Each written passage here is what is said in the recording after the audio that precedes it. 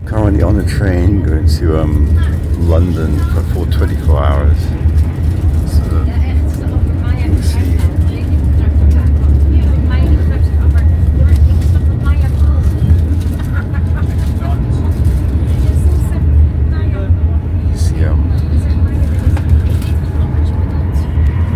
The countryside whizzing by. So yeah, going to London for 24 hours to race. Take part in the Roger Bannister Memorial, 6th of May. Breaking the first sub 4 minute mile. It's annually running between two undergrounds tube trains. I think it's actually a bus or train, but running between two underground stations a mile apart. So we don't run 4 minute miles. So meeting old friends from university days. And I slept rubbish last night. Got about 2 hours sleep. Okay.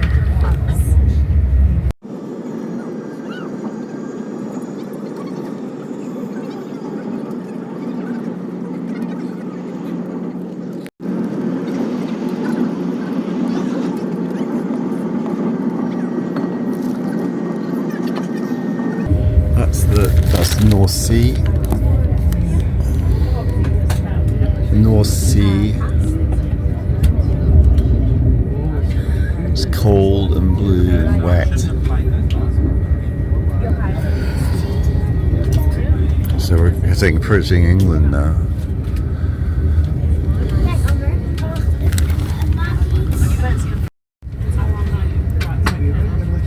I think that was North Berwick, I think it was North Berwick.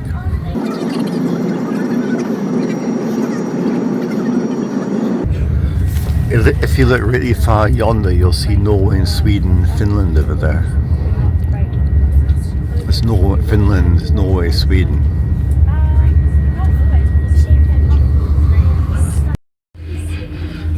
The Great Train Journey. So far we've travelled 20,000 miles across Britain, across mountains, valleys, across glaciers, through tunnels, through storms, through hailstorms and blizzards, but even through a tsunami. The great huge 20-meter waves were crashing across the track. We just shot through it like a knife through butter. So 30-foot waves crashing down over the track. Managed to survive that tsunami. It's just a sort of a slightly windy breeze at sea created these 30-foot waves. So yeah, the Great British Train Journey. The flowers are out. It's summer is here.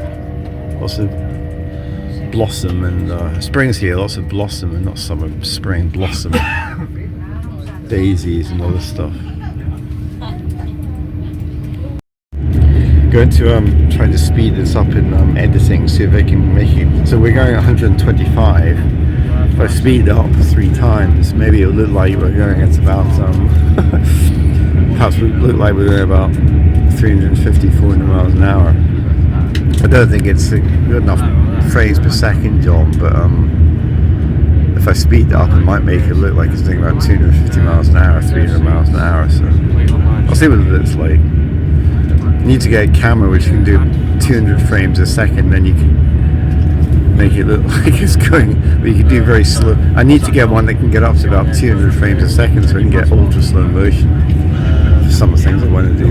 When I was trying to catch water droplets a while ago dropping, I need to get slow motion, really slow. I need to get about, the best my camera can do is 50 frames per second. I need to get one that can do about 200 frames a second, and I'll be able to get much, maybe 300 frames a second, and be able to get much better slow motion. Really good cameras can probably do up to about 1,000 frames a second of the thing. Really expensive. Anyway, I'll see if I can get this to speed up to 200-300 miles an hour.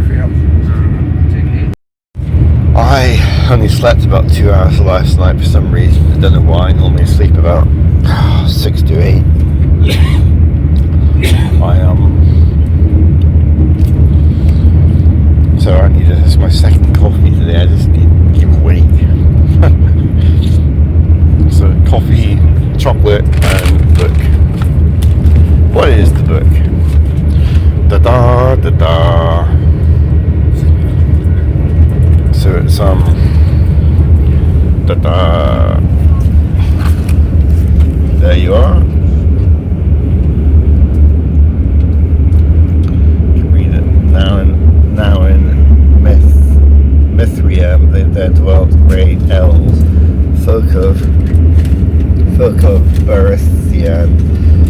that had wandered north over the mountain. It's actually really good. This is actually really exciting. It's just pure imagination, like nothing you've ever come across before. It's just pure. It really is imagination like nothing you've ever met. It's an amazing. It's even more so than Lord of the Rings. It's just amazing imagination. So now this is the return of the Noldor chapter. I can't tell you what that means. I can't remember what Noldor are. I don't say most of this in. I remember bits, but it's just so. It's not actually a story. It's just sort of these chapters on a different aspect of history, Lord of the Rings and Middle Earth, and it's not actually following a story. So now in Mithrin there dwelt grey elves, folk of Beleriand, that had wandered north over the mountains, and the Noldor met them with gladness, as kinsfolk long sundered. But speech at first was not easy between them, for in their long severance the tongues of the Calaquendi in Valinor and of the Oriquendi in Beleriand had drawn them from far apart. Excuse me. From the Isles of Mithrium, the Noldor learned of the power of Elu Thingol, king of Doriath, king of Doriath, and so, hello people. So if you look very closely, you'll see we're not going at the speed of light. We're also not going at the speed of sound. We're going about several million, probably billions of micrometers per second. We're going several billions of micrometers per minute pace. So anyway, yeah, we're not going at the speed of light. We're not going at the speed of sound. So flying along the track. I've been hired for new magic gigs, so starting. I think it's on the 10th. I think so. Some illusions I'm still trying to get set up. I'm sort of setting them up with better stuff. So some illusions I might not be able to do, but yeah, I've been invited. I've been asked to hire for another gig. I've reduced my fees a bit because people are a bit skint this time of year. So it's a bit, well, this tough time of the economy, I should say, but just make a bit of money hopefully. So yeah, I think it'll be more successful. It's at the private home, and I told the girl about what happened last time, and it was a disaster. So I think this should go better. I'm just going to go in and perform magic, and she wants me to take an empty beer can and cast a magic spell and make the beer can, fill it with beer again, and pour the beer out. I don't know with a can of Coke. I don't know if I can do it with a can of beer. I have to test it first. If I can't make it work, I'll have to. I won't be able to do it. So I could always use a can of. If she doesn't want me to do Coke, I won't do Coke. But if I can't make it work with beer, I won't do it. So. Yeah, so hopefully it'll go okay. Got a big wicker basket full of tricks, and I need the great capital of Britain, a sprawling, massive city with a ton of people and a ton of buildings. Buckingham Palace, Tower Bridge, the Old Bailey, Sherlock Holmes, Baker Street, Natural History Museum, which is amazing, and various other things along river, various other things, London.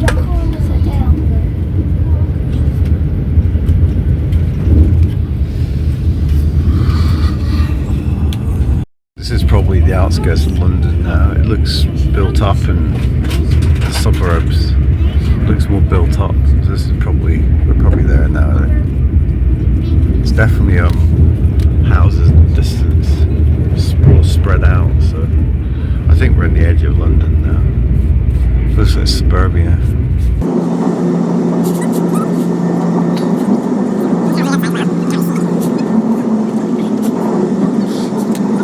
Yeah, there's definitely a lot more houses here. I think we're in the outskirts.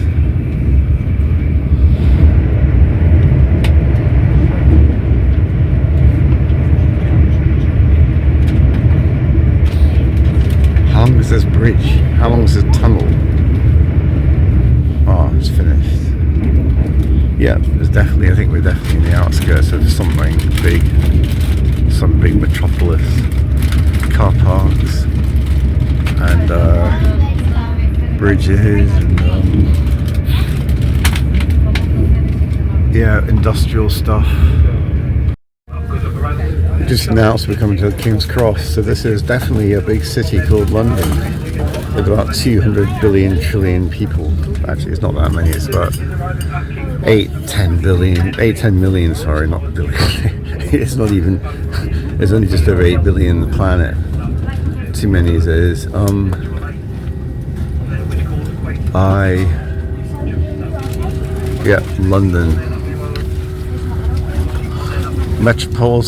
Metropolitan University.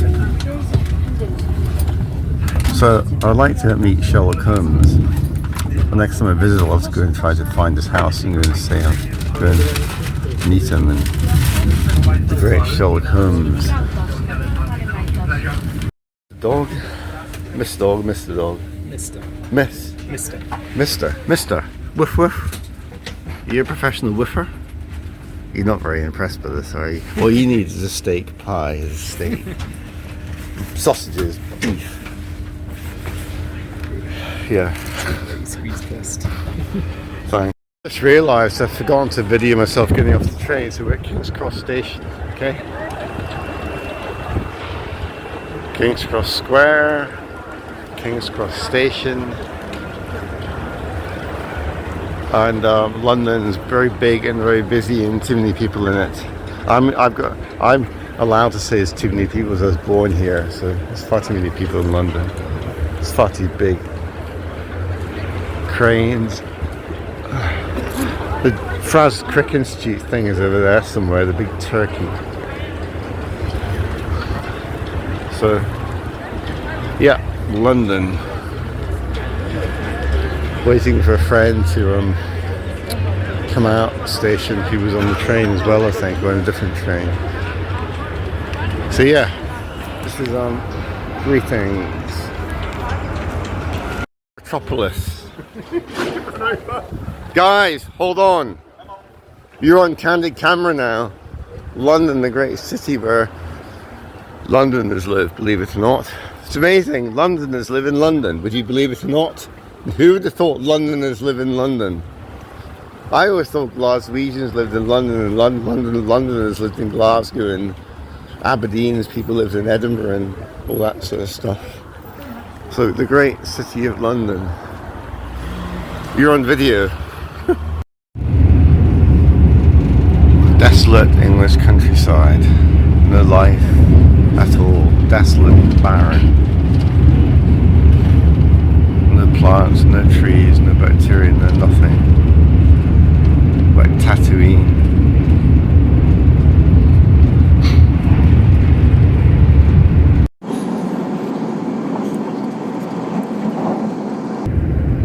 The barren, desolate English countryside, not a living organism in sight. Not one. There's some cows there. No. Not a single living organism in sight. 3 horses there.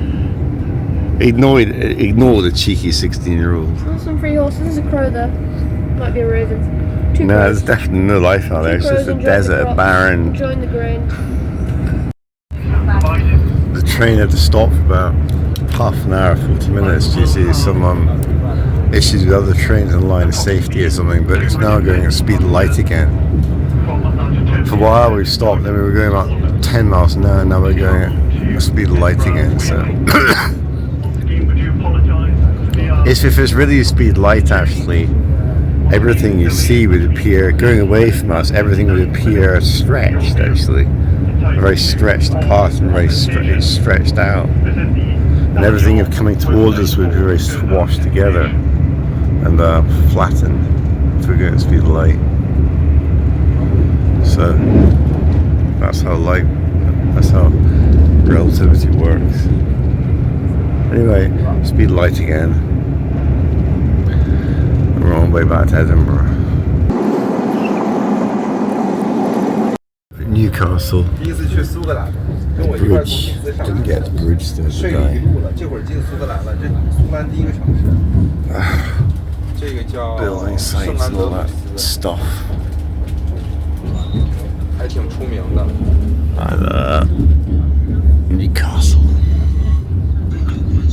I'm reading my book I got given. It was for a birthday present.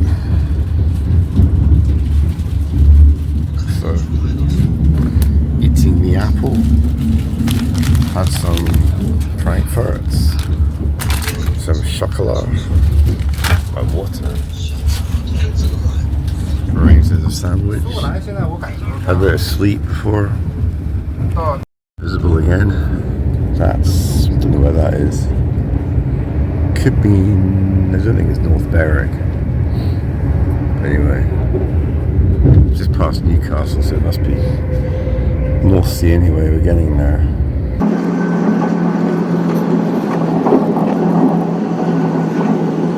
Train. I keep forgetting to do the recording when I go off the train, but that's the trains, so, here.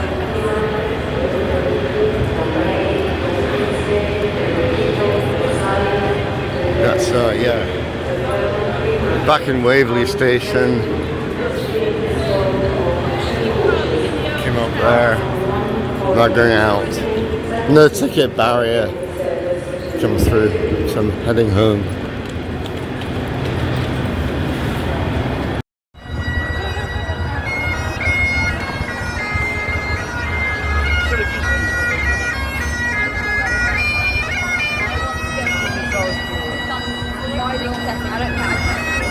Scotland's national musical instrument.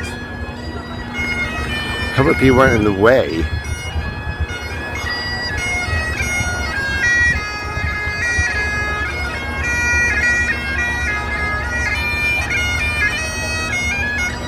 That was a good shot, there's nobody else in it.